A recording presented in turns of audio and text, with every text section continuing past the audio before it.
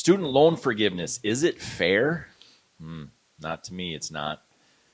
I actually got a voicemail that said, they're trying to scam me into clicking on this and all that kind of stuff to forgive my student loans. I've never had a student loan. We're going to talk about that coming up next on the show.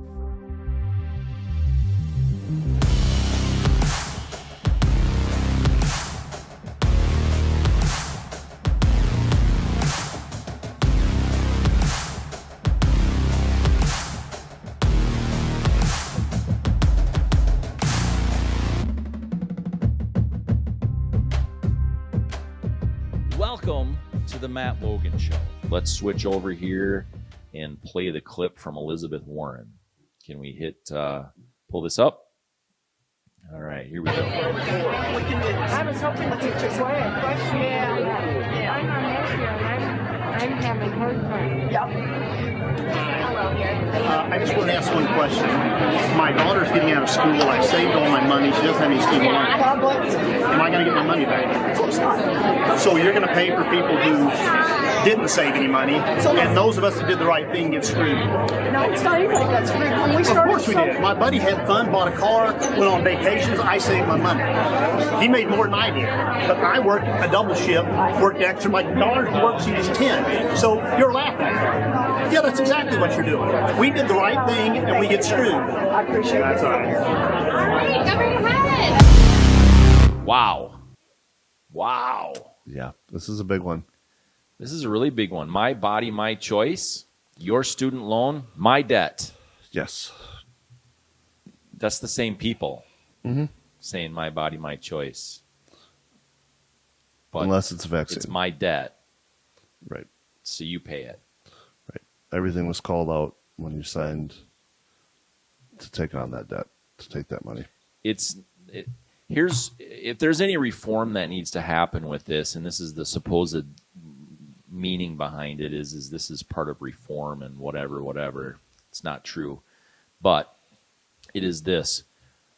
Maybe the colleges shouldn't be so dang expensive, and maybe they shouldn't have increased in price. These are public colleges now. Oh, yeah. Shouldn't have increased in price so dramatically. And I'll look that up as we're talking, but in the last, 10 years for sure, they've doubled and tripled in some cases. More towards the tripled. Right, and that's where we need reform. But here's what Biden said, and I'll let you weigh in on this. So ABC's Karen Travers asked President Biden, is this unfair to people who paid their student loans or chose not to take out loans? Biden, is it fair to people who do not own multi-billion-dollar businesses? They see why these guys getting all the tax credits. Is that fair? What do you think? He says that as he's walking out and stops. Wow. Two different things there, number one. Yeah, very different. That's Yeah, and he's the president. He's the one that's approving these bailouts of these big companies. And yeah, there's comparisons to the bailouts of the banks in '08 and whatever. And there's so many different things to this. But, people are saying, well, number one, if you're going to remove the debt, you need to reform why that debt is going through the roof. You need to reform the loan process.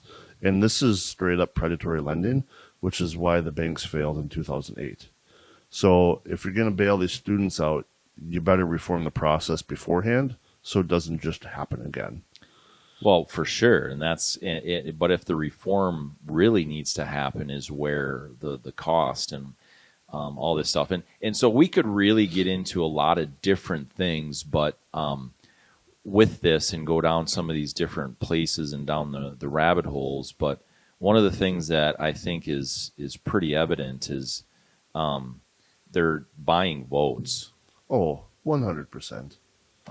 This isn't going going to to solve Democrat Party. This isn't going to solve the student loan problem. No, it's a temporary Band-Aid that's just going to make things worse. No. It's not a Band-Aid. It's not the problem. The problem is, to me, you cannot make someone else responsible for what the other person did. Oh, period. Absolutely, I agree with that. the problem is the problem is the federal government. Well, yeah, Period. that's where most of the problems come from. You know, they're the ones that are scamming and predatory loans. These are the ones. The federal side of things is where these schools have these extremely massive administrative budgets. What about the endowments that these schools have? Maybe they should give those away instead of collecting them and not giving them to students that really need it or whatever else. How about that? Right. And I've been involved in some conversations online, and you know, the thing comes up with scholarships and athletic scholarships and all that stuff too. And unfortunately, these athletes are getting scholarships that aren't taking the education of it seriously. And again, that's a whole nother dirt road we could go down too. But the colleges really need to tighten up their belts. I mean, you don't see a college building ever being constructed with a budget in mind. It's just the Taj Mahal of everything. I mean, if you go up to the U of M campus up in the Twin Cities, it is ridiculous, some of the buildings up there. And I'm sorry, but you can't tell me that TCF Stadium is making students better educated. Yes, it creates an experience for the students up there, but that all comes down to money for athletics. That's not supporting that college. They can't live within their budgets either. And you can't really blame the colleges. The government's throwing money at them and letting them charge these exorbitant rates for students. But the money isn't going to the students. It's going to the administration and the fancy facilities. And I mean, I went to Dunwoody Institute, and it was a 2-year tech. You know, it had an endowment that pays for half of every student's fees to keep those costs down. And that was every student. And the building was 100+ years old. It was nothing fancy, but it got the job done, and it got people trained and educated and out into the community with a trade. And you know, you don't need a big fancy campus to develop CEOs of some of the biggest construction companies in the state. You know, they came out of Dunwoody without having a Taj Mahal student center or athletic field. So when they say that it makes a better experience for the students, does it make them better students, or just is it frosting on the cake? So there's a lot of reform that needs to be done top to bottom. Yeah. But giving out free money is not the way to do it. And it's an absolute slap in the face to everybody that's paid off the student loans. Not only that paid them off, but didn't take them out. Or never took them out. Yep. You know, I know many people personally that, you know, they're the student themselves worked extremely hard during, you know, they had a full-time job, even some of them, to pay for their classes and all those things. I know parents that have, like this guy speaking with Elizabeth Warren, he, you know, people said, like his buddy, he went and bought boats and did this, and then he saved his money and put his kid, you know, and then she says, of course he's not going to get the money back. We don't want to put this on screen, but I'm going to show you. I remember seeing this, but we won't put it on screen. I'll just say this. In 2010, 10 years ago, 4-year public degree, $23,000. 2022, $33,000. Federal minimum wage, which is a very interesting way to look at this, 2010, $725, 2022, $725. Inflation this year is forecasted at 8.5%. You know, so the cost of tuition, but the from federal government cost of tuition went up in the last 10 years by what is that? It's $10,000. So is that 70% or something like that? Yeah. But wages, minimum wages haven't. Now wages in general have, but the federal requirement for minimum wage hasn't gone up. It's an interesting perspective that they have on this. So in other words, you're spending a lot more money, and with inflation and all these other things that are included in this, you're actually making a lot less. Oh, absolutely. You're taking home less. Yeah. And Less food, less vacations, less everything. right. And if you're already on a tight budget, and that's who these loans hurt is, it's not the upper middle class, it's the middle class and the lower middle class that are having to struggle to get their loans paid off. But people have been doing it for a long time. Why is it different now that we have to bail them out? You talk about the reform stuff as well, and I've seen some articles pop up of a 1.5-year program for photographer at $108,000 to be a photographer, and the school promises $100,000 a year job. You got sold. Do your research. Yeah. Show me how many photographers in this country are making $100,000 a year. Yeah, not many. And did they have to go to a school that costs that much to do it? Right. Or did they have the natural ability? Right. And the argument too of corporate America is requiring these degrees, and we get it in Rochester with the Mayo Clinic. It's hard to get your foot in the door outside of a service job there without at least a 4-year degree. Right. And there's some blame to that. Shouldn't 10 years of experience be worth a heck of a lot more than a 4-year degree with an English major or an accounting major or a business major? But you still have to hold the students responsible for picking majors that aren't going to lead anywhere.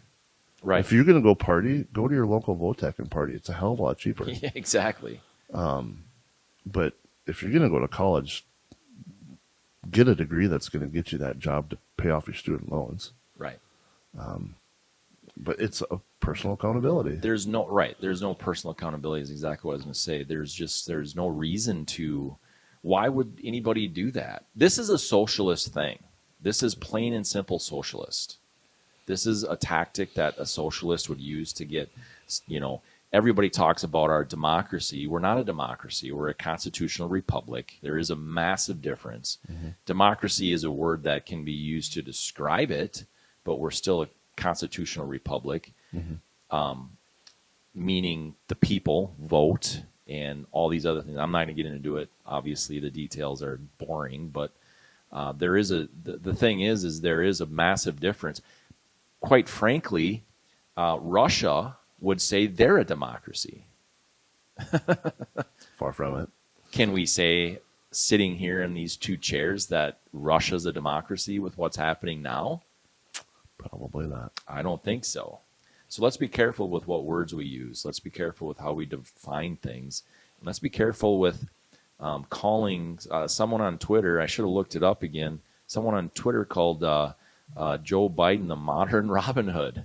I'm like, okay, so no, he's actually taking from the poor and middle class and giving to the people that are making $100K, $200K a year. Right. That is what is happening. Yeah. This is not taking from the rich, giving to the poor No. at all. No. The caps on it are proof right there. $125,000 a year for one person income. That's a really good living wage. If you're making $125,000 a year, you better be able to figure out how to pay off student loans. Yeah. And if you can't, you should maybe have taken some economics classes. Yeah, and there's single moms and dads out there right now that worked really hard to get their college degree without paying, without taking out a loan or minimal ones that I personally know. Mm-hmm. And they're the ones that get screwed by this a 1,000,000%. Right. And let alone, where is this money coming from? The national debt is, what, 30 trillion right now, ish? And, I mean, come on. Yeah. Well, what does Biden say? Come on, man. Come on, man. Yeah. And that's right. He doesn't talk that fast. Come on, man. We don't have that long on the show. And it's hard to argue giving the students this money when, and granted, this isn't all of them, but when you see and have experienced students taking out these loans to go on spring break or to buy a vehicle, like if you're going to be going down this path, then you need to put some restrictions on how that money gets used. For sure. And when I was in college, I took out loans to live on. Yeah. And I still worked a part-time job, but when I went to Dunwoody, that was a 30-hour, 35-hour week school plus working. There just wasn't enough plus studying. There wasn't enough time in the day to get everything done. So most everybody there was taking out loans to live on, Right. just because of And how there's much nothing- schoolwork we had. There's nothing wrong with that as long No. as you're not taking vacations on it and doing some of those other things Right. that's happening. Right. And then, the thing is for me is this is not someone, this isn't a tragedy that happened to someone and then the federal government is going to come in and say, hey, we're going to help you out. And because this tragedy happened in your life, Right. this is someone making a decision, signing on the line and saying, yes, absolutely, I'll pay this back. Yes, absolutely, I understand what the interest is. Yes, absolutely. Yes, yes, yes. It's Here's my contract. signature. Here's the date. I'm committed. Right. Or if you're gonna do that, then pay back that young entrepreneur that bought equipment to start his own or her own company. Right. Whether And some of it's them heavy even equipment saved the or money truck for that or- equipment and then started the business after they saved the money and did it. They didn't even borrow or borrowed minimally. Right. Yep. Anything else? No. Well, yes, but we don't have that But much time. yeah, we've said what can be said in a nutshell. You could, dive into more details on it, obviously, but I think that from a working class, and I've talked very openly about the financial struggles that I've had after my daughter died and my business burned down and publicly, and this to me, and the rate of taxes that I'm paying every year, and I'm still paying on old debt from all that tragedy 10 years ago. And no one stepped in and said, hey, this is, I didn't make those choices at all. And I'm paying. Right. And so when someone comes in and says, oh, I signed on the dotted line, but I need this forgiven. No. You need to pay it. You can You learn a need to lesson. step up. And you might need to work more than 40 hours a week. Might have to give up that Starbucks Yeah. and that new vehicle and that apartment by yourself. You might have to get a roommate. I drive a and- vehicle that has almost 300,000 miles on it. Yep. Sacrifices to make. That's to right. have the things you want. And I'm not complaining. No. Not for a second. You do what you need to do. Exactly. You prioritize. You are our advertising budget. There's a lot of podcasts out there that are sponsored by all kinds of different places. We had the Daily Wire up here today to play the video on Twitter. Obviously, they're a big organization. We are not. We're just. I'm just a guy. My name's on it. Craig's a guest. I don't want to put Craig's name on it. We don't want him like canceled or something. But sharing this video, sharing your thoughts and comments on this video and in the audio are super important to this growing. Text this to your friends, whatever. We greatly appreciate it. We will see you next time.